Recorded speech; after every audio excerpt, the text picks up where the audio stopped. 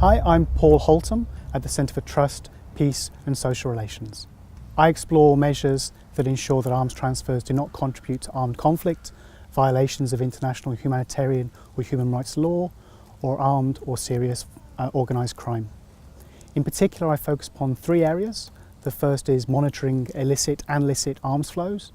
Secondly, I look at ways to strengthen transfer and export controls with regards to arms. And thirdly, increasing the transparency in the international arms trade.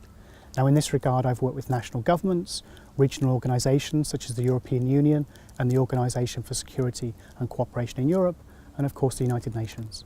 Well, I'm committed to exploring possibilities at the multilateral level to address irresponsible arms transfers and illicit trafficking in arms. And therefore, during the past few years, I've been contributing towards the development of the Arms Trade Treaty, or the ATT.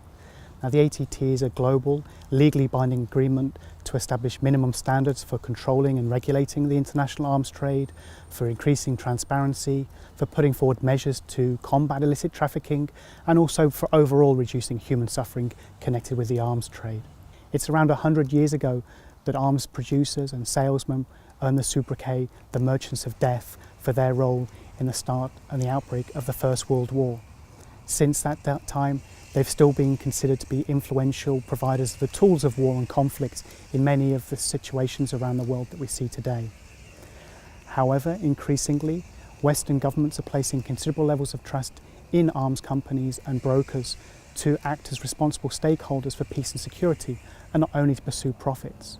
For someone born in Coventry and with an intimate interest in the international arms trade, I feel that the issue of trust is central to understanding the risk and the management of risk in international arms transfers today.